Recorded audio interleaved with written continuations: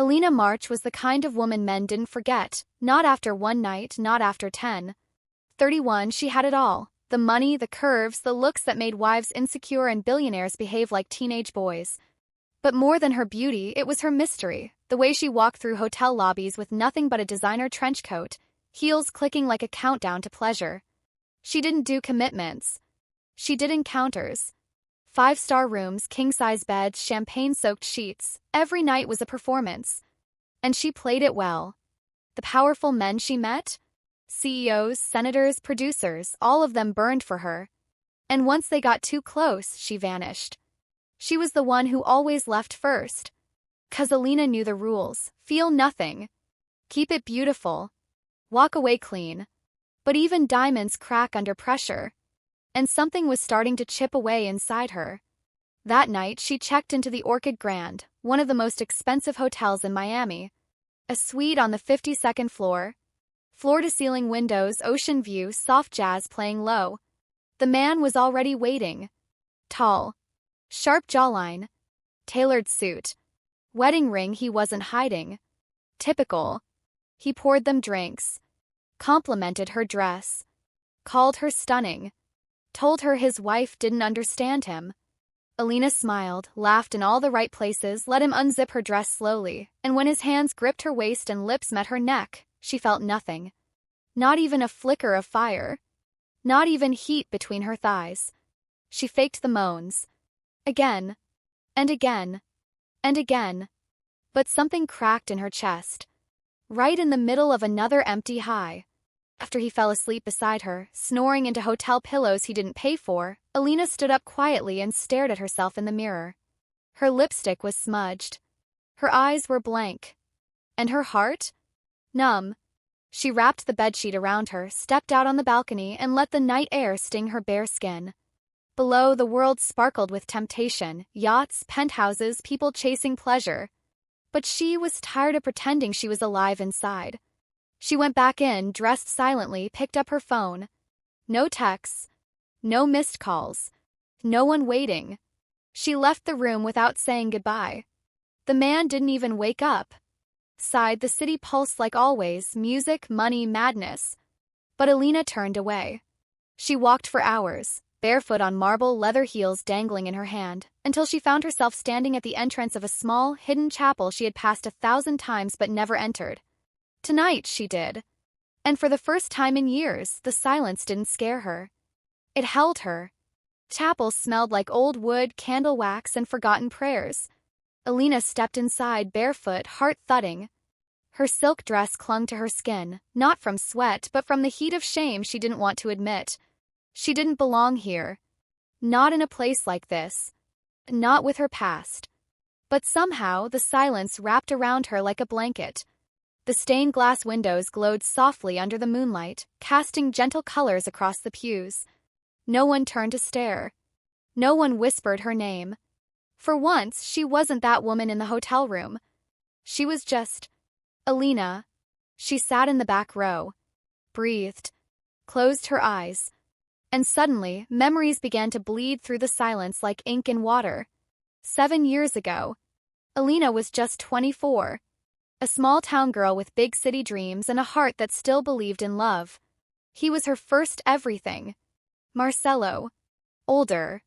Charismatic. Dangerous in that way women ignored until it was too late. He promised her the world, art galleries, limos, travel. She believed him. First, it was all champagne and slow dances. Then came the gifts, tiny dresses, shoes with red soles, perfume that cost more than rent. "You're meant for bigger things," he'd whisper, brushing his lips over her neck. "You just have to learn how to use what you've got." 25, she was standing beside rich men twice her age at penthouse parties. 26, she stopped asking questions. At 27, she stopped believing in no. Marcelo turned her into a brand. Taught her how to seduce without touching. How to make men fall without falling herself. She became Alina March, the name he gave her, the name clients whispered like fantasy. But behind the red lipstick and silk sheets, she was still just Lena Morales, the girl who once believed love was soft, not sold. Until the night she caught Marcelo with a 19-year-old. Laughing. Drunk. repeating the same lines he once fed her. She walked out, never looked back. But the damage stayed, like fingerprints pressed under the skin. Now at 31, the hotel nights weren't about money anymore. They were about power. If she couldn't be loved, she could be wanted. If no one could keep her, she'd make sure no one ever owned her again.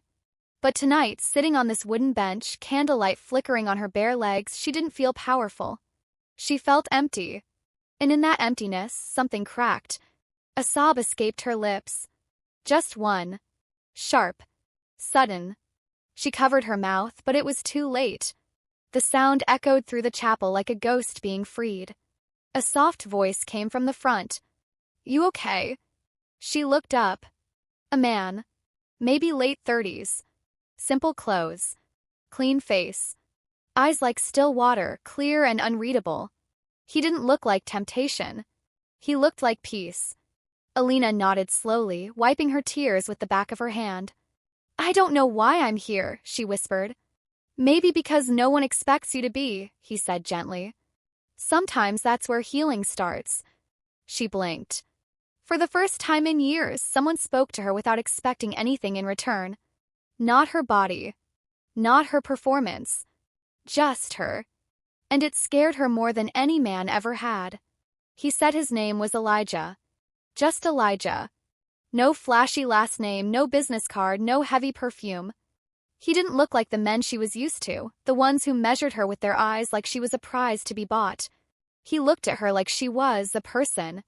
They sat side by side on that chapel bench, quiet at first. Then slowly, like water creeping through cracks, the conversation began. She told him about the noise, the lights, the champagne, the kind of silence that echoes even louder when you're surrounded by people who only want your skin. He listened. Never interrupted. Never looked at her chest, her legs, her lips. Just her eyes. It unnerved her. "What do you do?" she finally asked, needing to shift the attention away. He smiled softly. "Used to be a surgeon. Trauma cases. Car accidents, burns, broken bones. But I burned out." She tilted her head. "That's ironic." He nodded. "Yeah. I guess we all have our fires." Alina looked down at her hands. They were flawless, manicured, moisturized, expensive. But they shook slightly as she placed them on her lap. "Do you believe people like me can actually start over?" Elijah looked at her for a long time, then said, "Not everyone deserves a second chance. But those who walk into places like this at 2 a.m., barefoot, broken, and honest, they're the ones who do." Something in her chest throbbed. A wound she thought had long healed began to bleed quietly again. The next morning, she didn't wake up in a hotel suite with makeup smeared across her cheeks. She woke up in a small guest room in the chapel's back wing. Elijah had offered it to her when she said she didn't want to go back to her condo, a place that felt more like a museum than a home. The bed was simple. Sheets white. No scent of sex or sweat. Just lavender soap and cool morning air. And she felt calm. Unfamiliar, but not unwelcome. She found him in the tiny kitchen downstairs, pouring coffee. He handed her a mug without a word. But no flirting. No tension. No pressure. She sat across from him and asked softly, "Are you trying to fix me?" He shook his head. "I'm just letting you breathe." She didn't know what to say to that. 'Cause it had been years since someone gave her space instead of a script. But the world doesn't forget people like Alina March. By the end of the day, her phone buzzed nonstop. Messages. Missed calls. Her PR manager. Her stylist. A hotel concierge wondering why she hadn't shown up for a high-profile guest. She stared at the screen like it was a ticking bomb. This life she had built, this empire of seduction, silk, and secrecy, was calling her back. But the silence inside this chapel was louder than anything she'd ever heard before. That night, Elijah found her outside under the stars, arms wrapped around herself. "You going back?" he asked. "I don't know how to live without it," she whispered. "It's all I've known." "Maybe," he said gently, "you're not supposed to go back. Maybe you're supposed to burn the bridge behind you." She looked up at him. Eyes wide. Vulnerable. Beautiful. And then she asked the one question that terrified her most. If I'm not Alina March anymore, then who am I? He reached out, tucked a strand of hair behind her ear, and smiled. Maybe someone worth finding out.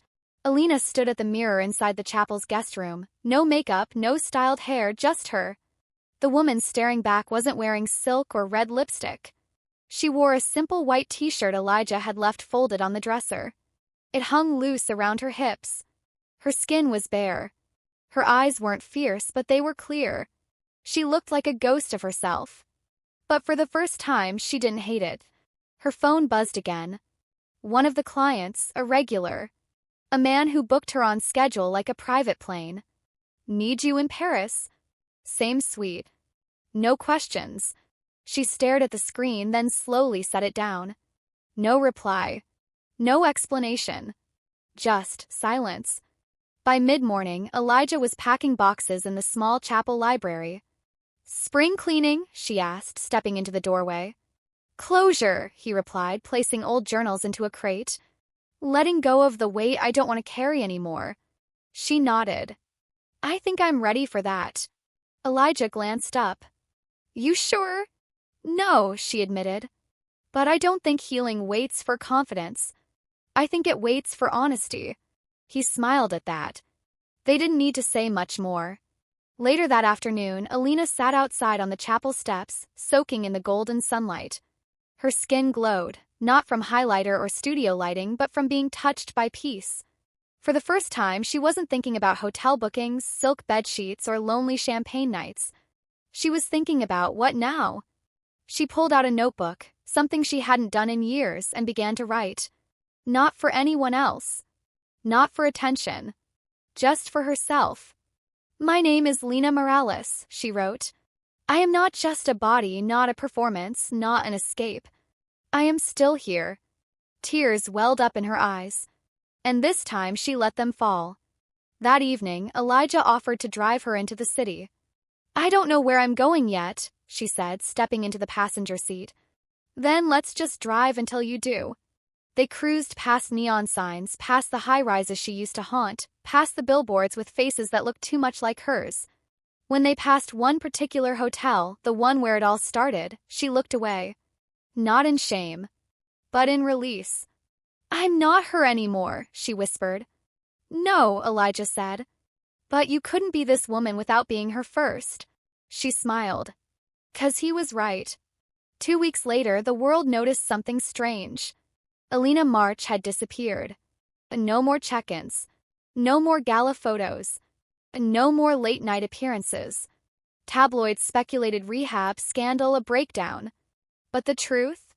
She was in a quiet coastal town, working at a women's shelter under her real name. Helping girls who had been used, sold, abandoned, just like she once was. She didn't tell them who she used to be. She just listened.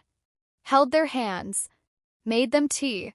And when the nights were too quiet and the old hunger returned, she'd walk down to the chapel near the beach, light a candle and sit alone, not to ask for forgiveness, but to thank the silence that had once terrified her. 'Cause in that silence, she didn't find God. She didn't find a man. She found herself. And that was the only thing worth burning for.